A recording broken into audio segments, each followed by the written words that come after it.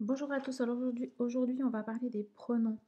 Alors le pronom, la définition, c'est qu'il remplace un nom, OK? Chaque fois.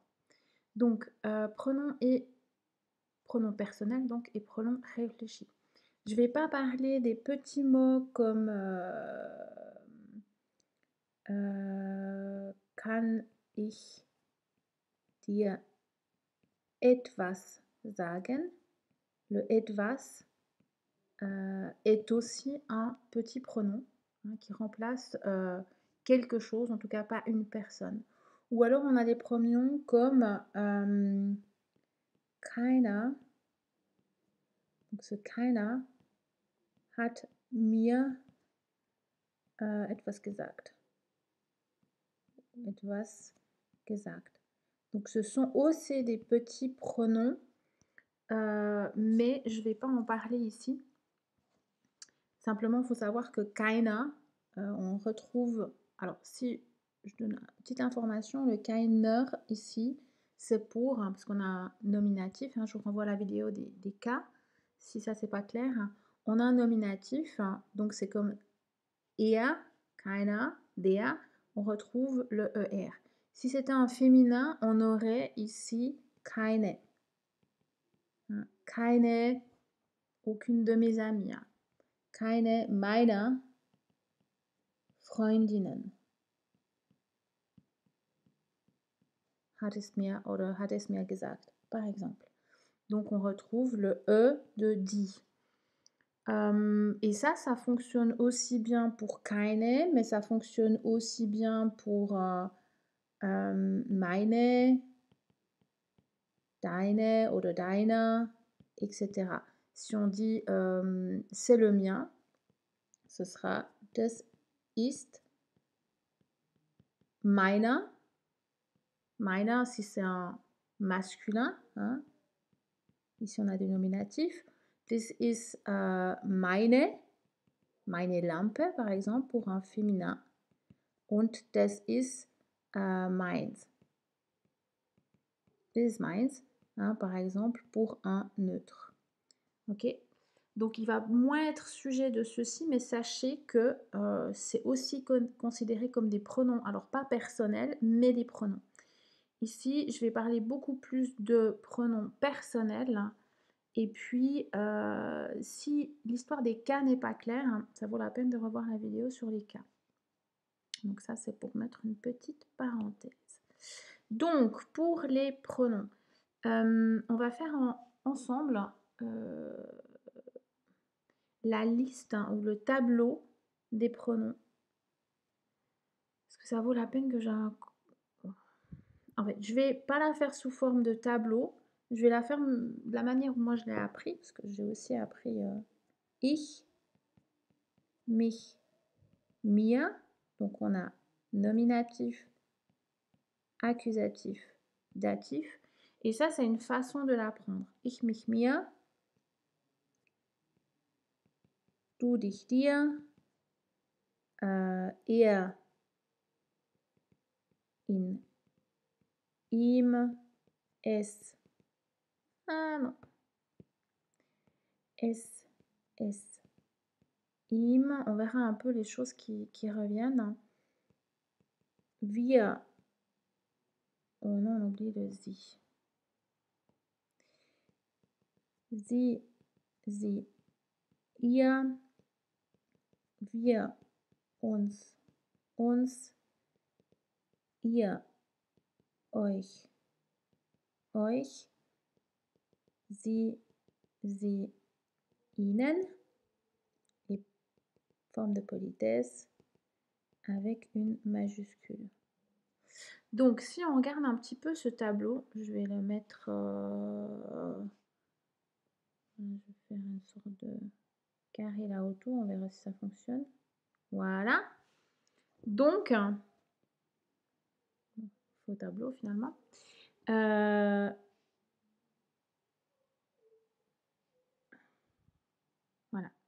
Ça, c'est pour les pronoms personnels. Ce qu'on voit, ce qui peut vous aider, c'est que on a le N ici de der, den, dem. Hein. Donc, si on reprend l'article, on voit qu'il y a des similitudes. Le das, donc le S, hein, le S et le M. Le sie, die, der. Donc, on retrouve pour ces trois, on peut aller regarder au niveau des articles parce que ça peut vraiment aider.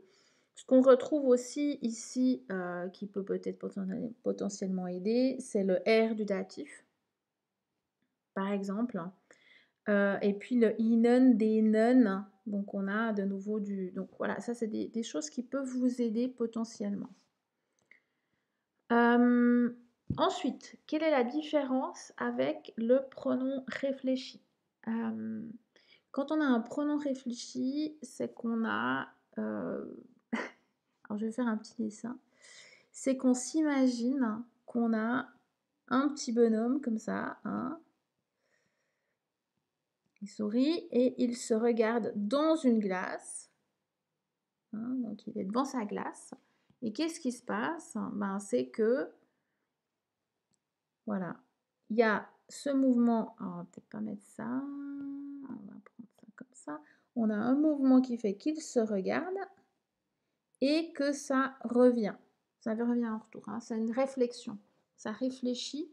Donc, c'est la seule différence avec les pronoms réfléchis. Ce qui va se passer avec les pronoms réfléchis ici, c'est qu'il n'y a qu'à la troisième personne où on aura une différence au niveau des pronoms réfléchis. Donc, au pronom personnel ich, tu, wir et ihr, ça reste, on a les mêmes pronoms réfléchis. Ce qui va changer, c'est ici où on aura un sich et sich. Et là, on aura de nouveau sich et sich. Et là, on aura sich et sich. De nouveau, la même chose ici en bas. Bah, vous aurez compris que le sich est là pour la troisième personne. Hein, chaque fois pour cette troisième personne, on aura sich à l'accusatif et au datif. Et pour le reste, ça change pas en fait. On aura ich, mich, mir. Même si c'est réfléchi, on va réutiliser ces mêmes pronoms. Il n'y a qu'à la troisième personne où on a une différence. Par exemple, alors si je reprends, je fais un exemple. Hein. Par exemple, je regarde mon ami et schaue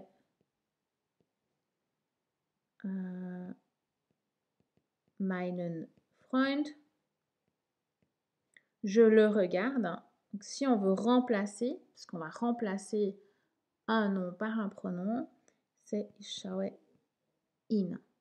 D'accord? Parce qu'on a de l'accusatif, donc on voit l'accusatif ici, accusatif, er, donc troisième personne, c'est ihn.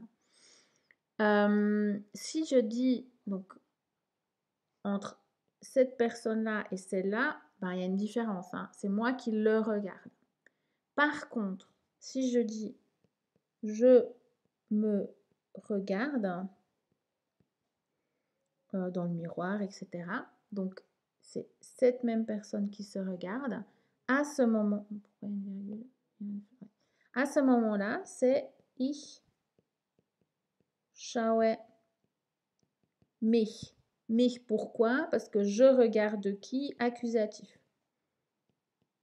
D'accord? Donc, ich schaue mich in den Spiegel, etc. Si on a R, on aura er schaut sich in den Spiegel. Parce que, de toute façon, que ce soit nominatif, accusatif ou datif, ça ne changera rien, on aura un sich. Et quand ça fait la différence, si on dit er schaut ihn, il regarde quelqu'un d'autre, er schaut sich, il se regarde lui-même. Alors, pour un pronom réfléchi avec sich, ben, on ne se pose pas la question. Si on sait que c'est un réfléchi, on mettra sich si on a une troisième personne, singulier ou pluriel, hein, parce que ça vaut pour le singulier et le pluriel.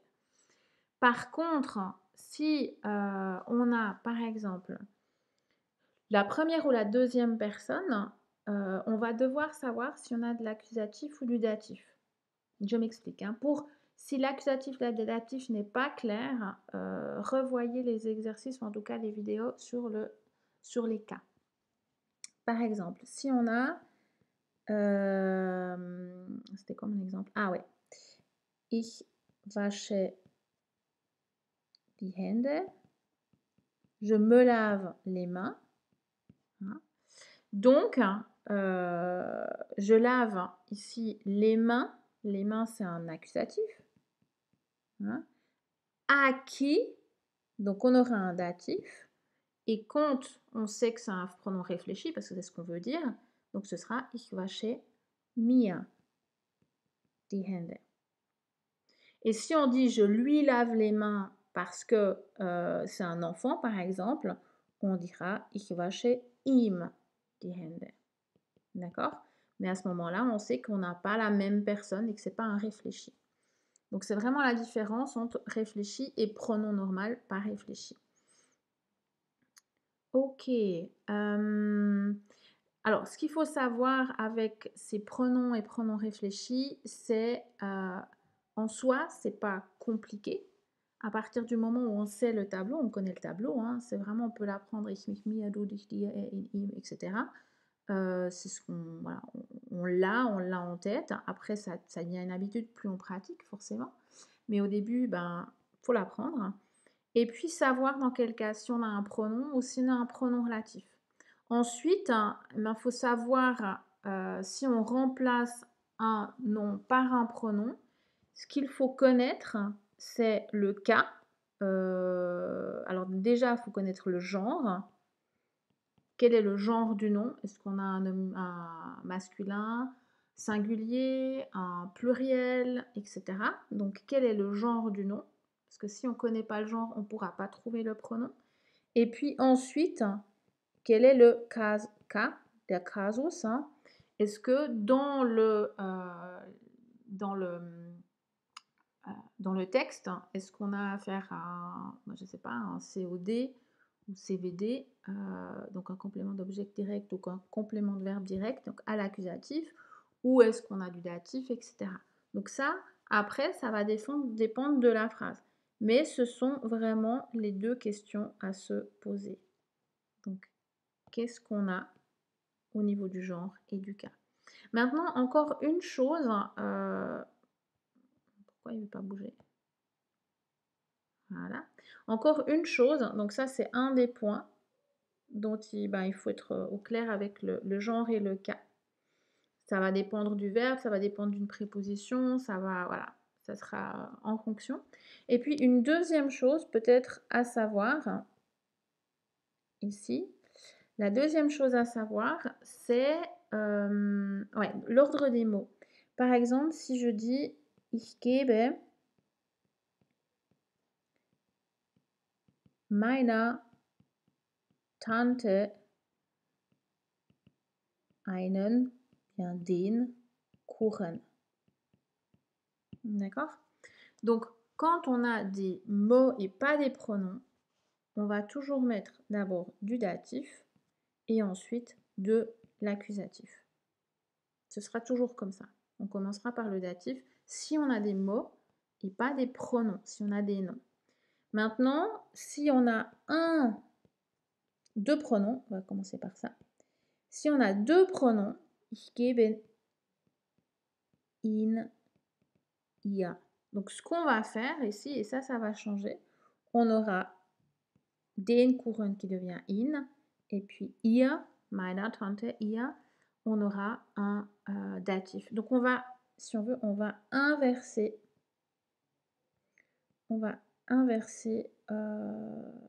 les cas. Si on a ich gebe es ihr, ich gebe ihn ihr, ich gebe ihn ihm, ich gebe es ihm, etc. Et ça, c'est dans le cas où on a deux pronoms. Si par contre, on a un seul pronom et un nom, ich gebe ihn meiner Tante. À ce moment-là, c'est le pronom qui sera mis avant le nom. Et si on fait le contraire, on prend l'autre. Ich gebe ihr den Kuchen. On va toujours privilégier, enfin, quand on a un pronom et un nom, on va toujours mettre le pronom ici, le plus proche du début de la phrase. Toujours. Et ensuite, on mettra le nom en entier. Donc voilà, ça c'est pour une petite vidéo sur les pronoms qui fait quand même déjà 15 minutes. Mais c'est important de savoir quel est le genre et le cas, sinon ben, vous aurez du mal à trouver le bon pronom. Pour ça, je vous ai mis une feuille d'exercice et puis tous les pronoms qu'on peut trouver sur une autre feuille PDF, regardez un petit peu, c'est à titre d'information. Donc voilà, à bientôt.